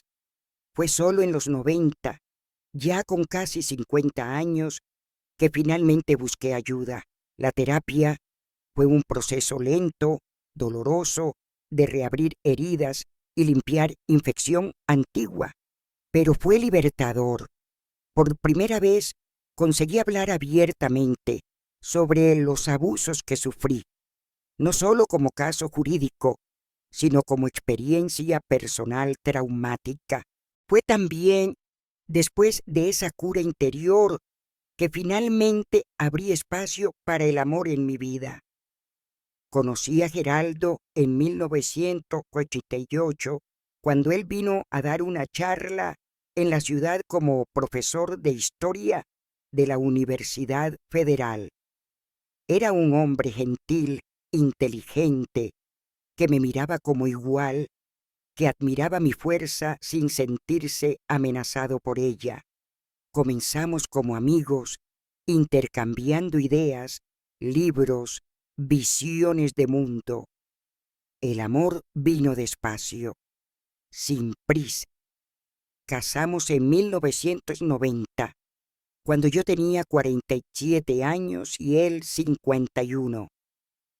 Mejor esperar por quien vale la pena, decía. No tuvimos hijos biológicos. Yo ya había pasado de la edad y honestamente nunca había sido mi sueño. Pero en 1922 conocimos a las hermanas Lucia y Débora, 8 y 6 años, que habían perdido a los padres en un accidente y estaban a punto de ser separadas en el sistema de adopción. Algo en aquellas dos niñitas asustadas, agarradas una a la otra, como si el mundo fuera a arrancarlas a la fuerza, me tocó profundamente. Tal vez me vi en ellas, no sé. Sé que 3 meses después, ellas estaban en casa, llenando de vida y ruido un hogar que siempre había sido organizado y silencioso de más. Cuando miro para lo que construí, no solo la carrera, sino la familia, las amistades, la comunidad a mi alrededor. Siento que puedo decir con tranquilidad, las cicatrices aún están aquí, pero no definen más quién soy o lo que puedo hacer. Son marcas de una historia, no cadenas que me atan al pasado. Tardé mucho en llegar a ese lugar de paz, pero ahora que llegué, consigo mirar para atrás sin que el pasado me engulla. En 1998 recibí una visita inesperada en la oficina. Mi secretaria entró con cara de espanto. «Doctora Anita, hay un señor ahí fuera que dice ser el ex delegado Neves». Mi corazón aceleró, más de sorpresa que de miedo. «Manda entrar», respondí después de un momento de hesitación. El hombre que entró, apoyado en un bastón, era apenas la sombra del delegado que me había aterrorizado, magro, encorvado, con la piel amarillenta de quien sufre del hígado, cabello completamente blanco. Se sentó con dificultad en la silla frente a mí. «No voy a tomar mucho tu tiempo, doctora», comenzó, la voz ronca y débil. «Estoy con cáncer terminal. Los médicos me dieron 3 meses como máximo. Antes de ir, necesitaba verte una última vez». Quedé en silencio, esperando. Parte de mí pensó que tal vez había venido a vengarse, a hacer una última maldad. Pero sus ojos, aquellos mismos ojos que un día me miraron con tanta crueldad, ahora estaban llenos de algo que parecía vergüenza. «Vine a pedir perdón», dijo finalmente. «Sé que no merezco, que no hay perdón para lo que hice a ti y a tantas otras, pero no puedo morir sin por lo menos intentar limpiar un poco mi conciencia». No respondí de inmediato. ¿Qué derecho tenía él de venir ahora, que estaba muriendo, a pedir alivio para su conciencia? Parte de mí quería mandarlo, aunque decir que era tarde de más. Otra parte, la abogada, la profesora de ética, la mujer que había aprendido que justicia es más compleja que venganza, sabía que este momento también hacía parte de la larga jornada que comenzó en aquella celda. «No puedo darte el perdón que buscas», hablé finalmente. «Eso sería fácil de más para nosotros dos. Lo que puedo hacer es reconocer tu humanidad, incluso habiendo sido tratada como menos que humana por ti, y puedo decirte que no cargo más odio, porque él solo me envenenaría». Él bajó la cabeza, pareciendo aceptar mis palabras. Cuando se levantó para salir, parecía aún más frágil, como si hubiera envejecido más 10 años en aquella breve conversación. 3 días después, supe que había sido internado en un hospital público en Belo Horizonte. Fui a visitarlo, sorprendiendo a mí misma con esa decisión. Llevé un libro, Derechos Humanos, base de la dignidad. En la primera página escribí: «Para que entiendas lo que hiciste y lo que yo hice». Él murió una semana después.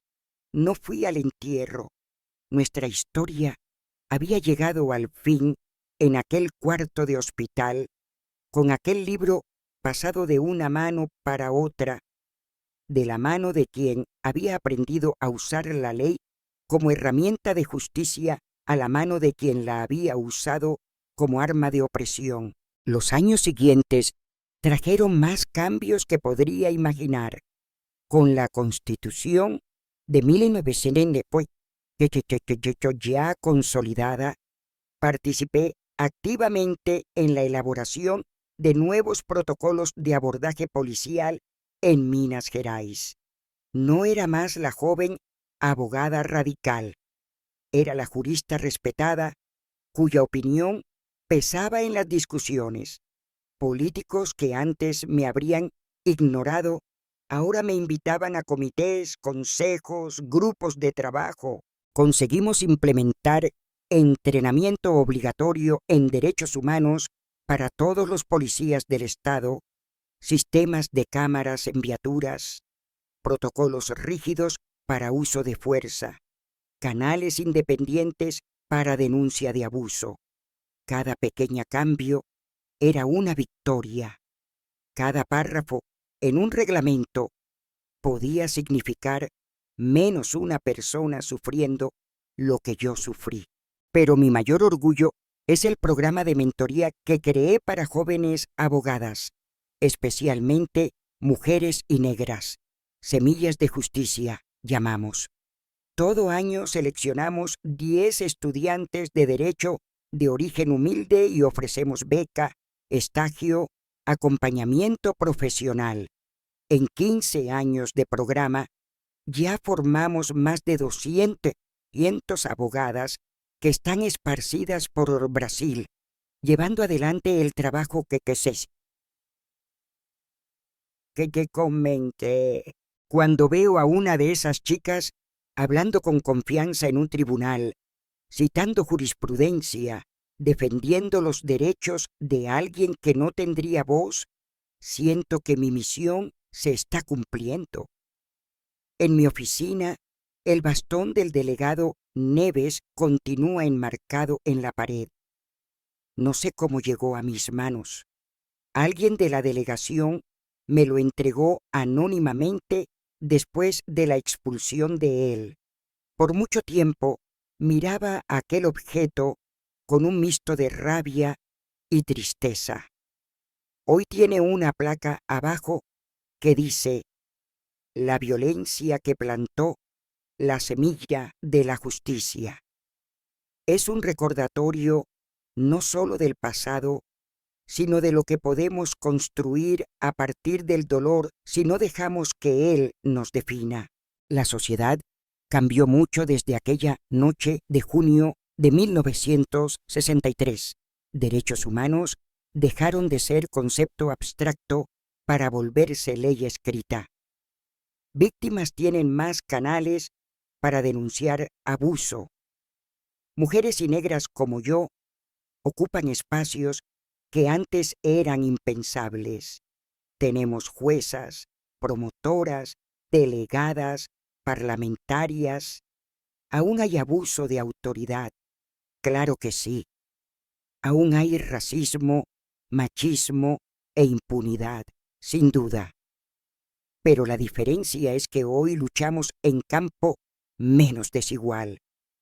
La ley que un día fue usada contra nosotras, ahora también puede ser nuestra aliada. Cuando doy charlas para jóvenes, siempre termino con la misma reflexión. La verdadera justicia no está en destruir al opresor, sino en construir un mundo donde la opresión no sea más posible. No basta punir a los que abusan del poder. Es preciso transformar el propio sistema que permite e incluso incentiva el abuso. Y eso es trabajo para muchas generaciones, no solo para una vida. Mirando para atrás, veo que mi historia personal se entrelaza con la historia de Brasil. Las marcas en mi cuerpo reflejan las marcas en el cuerpo de la nación. La dictadura, la redemocratización, los avances y retrocesos, la lucha constante por un país más justo. Todo eso lo viví en la piel, en las entrañas. Y así como Brasil, cargo cicatrices, pero también cargo esperanza. Si pudiera hablar con aquella niña de 20 años, tirada en el suelo de aquella celda oscura, le diría: aguanta firme, el camino será largo y difícil, pero vas a transformar ese dolor en algo poderoso. Vas a usar contra ellos el arma que menos esperan: conocimiento. Y un día vas a mirar para atrás y ver que cada paso, por más doloroso que haya sido, te llevó exactamente donde necesitabas estar. Me llamo Anita Mendonza. Cargo 32 años en las espaldas y una historia que ya no pesa más. El bastón que me quebró viró la pluma con que escribí mi historia y la de tantas otras. Si quieres conocer más mujeres como yo, que transformaron cicatrices en alas y dolores en fuerza, aprieta ahora el botón de suscribirse al canal. Nuestro equipo viaja por cada rincón de este Brasil encontrando señoras que guardan en sus arrugas historias que el tiempo casi borró. Como decimos en el interior de Minas, quien cuenta un cuento no aumenta un punto, pero quien oye bien entiende dos.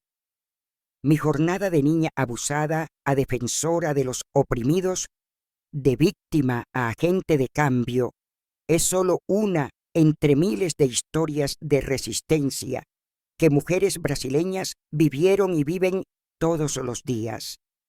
Algunas ganaron notoriedad como la mía, otras permanecen anónimas, pero no menos importantes. Es de esa tela de resistencia, hecha de hilos invisibles que conectan generación a generación, que se teje el verdadero progreso. Cuando miro a mis nietos, especialmente a las niñas, veo un mundo de posibilidades que no existían para mí. Ellas crecen sabiendo que pueden ser lo que quieran, que su cuerpo es sagrado e inviolable, que su voz merece ser oída.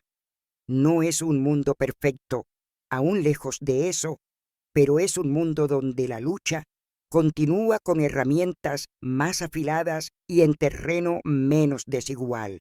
Y así, mientras el sol se pone una vez más sobre Ribeirão das Almas, lanzando sombras largas sobre la plaza donde un día fui arrastrada por el delegado Neves, siento una paz que tardé décadas en conquistar. No es la paz de la lucha terminada, porque ella nunca termina realmente. Es la paz de quien hizo lo que necesitaba ser hecho, de quien puede pasar el bastón sabiendo que corrió su parte de la maratón con toda la fuerza y dignidad que poseía. Si existe justicia verdadera en este mundo imperfecto, ella no está en la punición de los que erran, sino en la cura de los que fueron heridos y en la construcción de comunidad donde todos puedan vivir sin miedo. Esa es la lección más preciosa que aprendí en mis 82 años de vida. Esa es la sabiduría que ofrezco a ti, que tuviste la paciencia de oír la historia de una vieja abogada que un día fue apenas una niña asustada en una celda oscura, pero que encontró en el propio dolor la fuerza para iluminar el camino de tantos otros. Muchas gracias a todos los que se tomaron el tiempo de ver este video. Su apoyo es nuestra mayor motivación para seguir creando. Suscríbanse al canal para compartir más historias significativas con nosotros.